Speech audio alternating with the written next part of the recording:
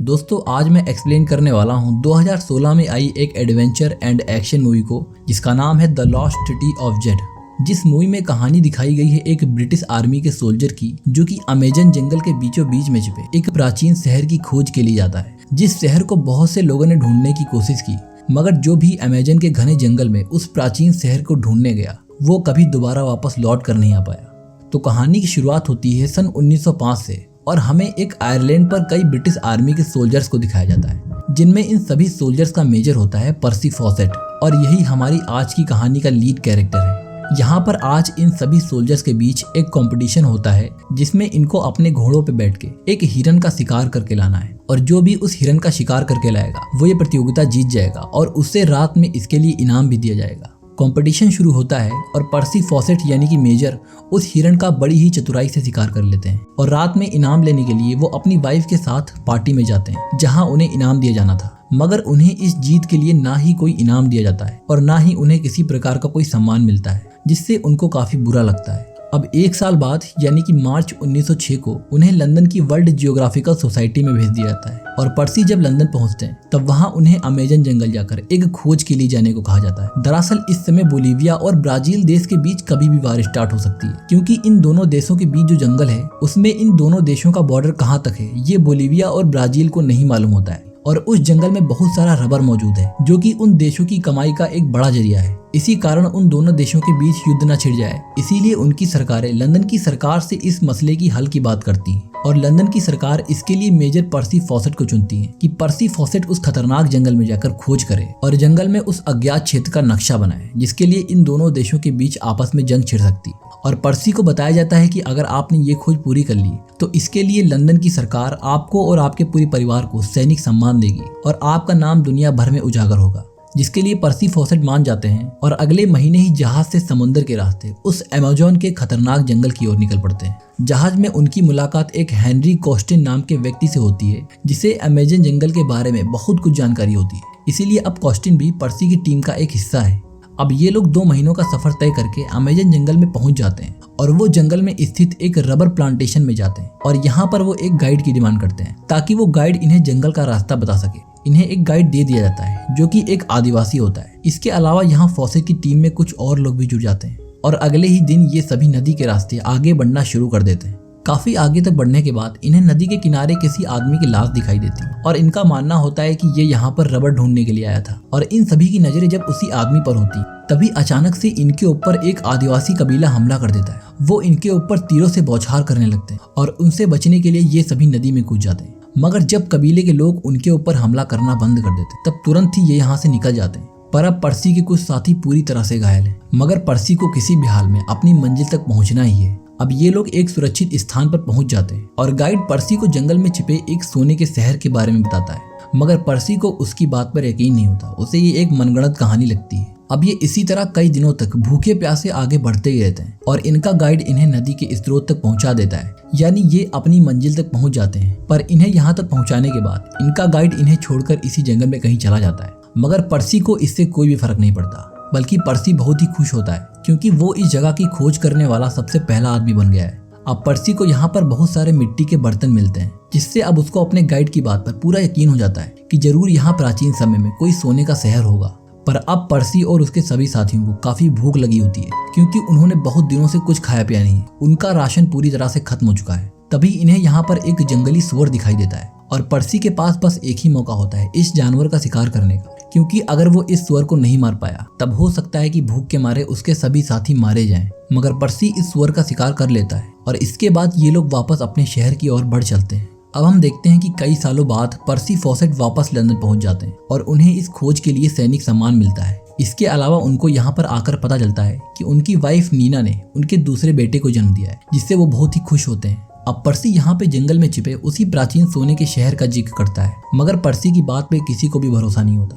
पर जब वो सबको उन्हीं मिट्टी के बर्तनों को दिखाता है जो कि उसको खोज के दौरान मिले थे, तब सबको उसकी बात पे भरोसा हो जाता है कि पर्सी सही कह रहा है, जंगल में कोई प्राचीन सोने का शहर है। और अब पर्सी फिर से अमेजन फॉरेस्ट जाकर उसी प्राचीन शहर का पता लगाना चाहता है जो कि आज से हजारों साल पुराना है, और उस प्राचीन शहर को Percy the lost city of Z नाम देता है। अब पर्सी के साथ उस शहर का पता लगाने के लिए एक व्यक्ति उसके साथ जाना चाहता है जिसका नाम जेम्स मरे होता है, और ये एक बायोलॉजिस्ट होता है इस सफर में पर्सी के साथ उसकी पत्नी भी जाना चाहती है, क्योंकि पर्सी कभी भी अपनी फैमिली को थोड़ा सा भी टाइम नहीं दे पाता। इसीलिए उसकी वाइफ भी उसके साथ जाना चाहती है ताकि वो उसके साथ कुछ टाइम स्पेंड कर सके। लेकिन पर्सी उसे साथ ले जाने से मना कर देता है, क्योंकि वो जंगल बहुत ही खतरनाक होता है, वहाँ हर कदम पे खतरा होता है। और पर्सी अपने सभी साथियों के साथ फिर से उसी जंगल में प्राचीन शहर की खोज के लिए निकल पड़ता है, और उसके साथ उसका दोस्त कॉस्टिन भी होता है। अब ये नदी के रास्ते आगे बढ़ना शुरू कर देते हैं, मगर अब फिर से आदिवासी इनके ऊपर हमला कर देते हैं। पर कैप्टन नदी के दूसरी ओर जाकर आदिवासियों को इशारा देकर ये समझाने की कोशिश करता है कि हम तुम्हें नुकसान पहुंचाना नहीं चाहते।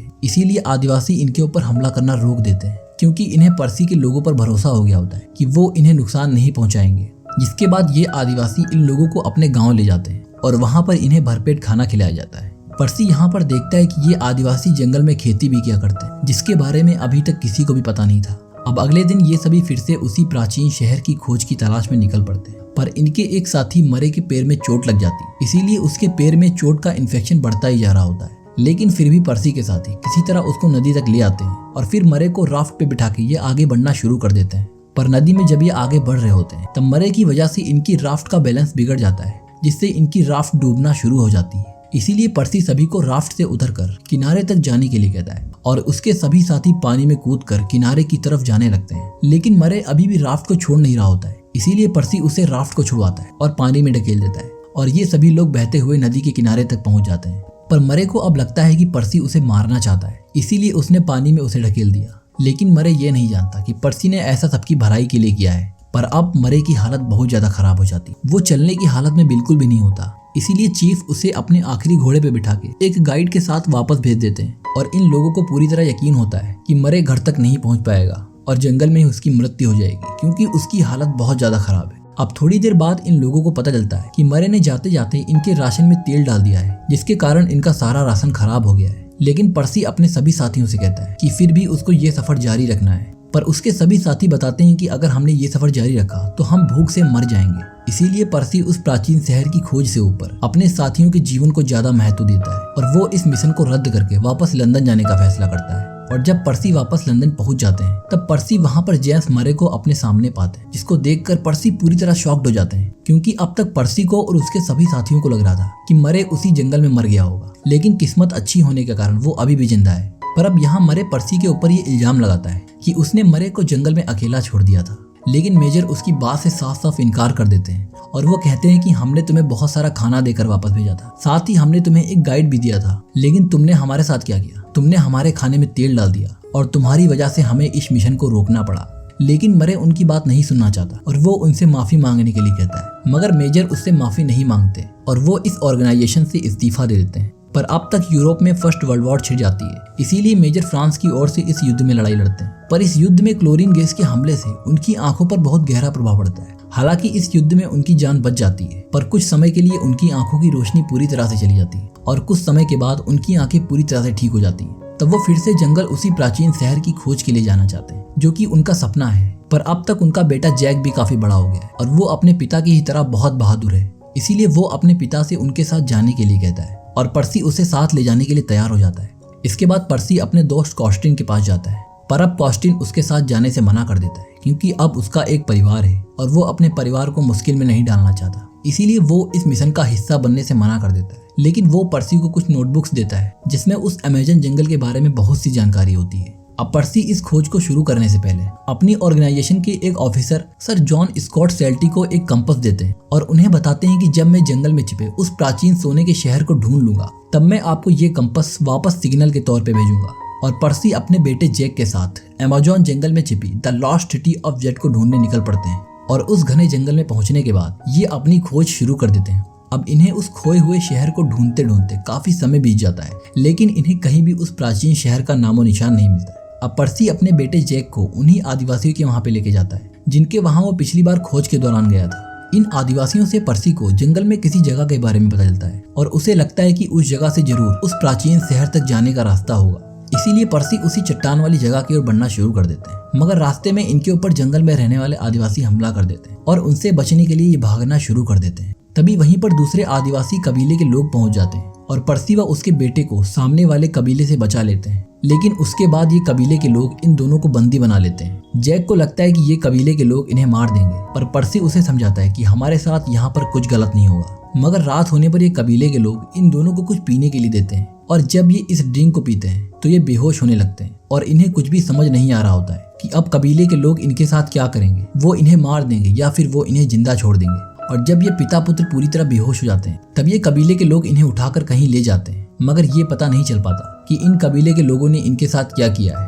अब कई सालों के बाद ब्राजील से एक आदमी पर्सी की वाइफ से मिलने आता है और उसका ये दावा होता है कि उसको पर्सी ने भेजा है, जिसका मतलब है कि पर्सी और जैक अभी भी जिंदा हैं और उन्होंने जंगल में उस प्राचीन शहर को ढूंढ लिया है। इसीलिए नीना सर जॉन स्कॉट सेल्टी के पास जाती है और उन्हें बताती है कि मुझसे एक ब्राजील का आदमी मिलने आया था, जिसने मुझे बताया कि पर्सी ने उस प्राचीन शहर को ढूंढ लिया है। लेकिन सर जॉन को नीना की बात पे यकीन नहीं होता, इसीलिए नीना सर जॉन को एक कंपास देती है जो कि नीना को उस आदमी ने दिया था और ये वही कंपास होता है जिसे पर्सी ने जंगल में उस प्राचीन शहर की खोज करने से पहले सर जॉन स्कॉट सेल्टी को दिया था।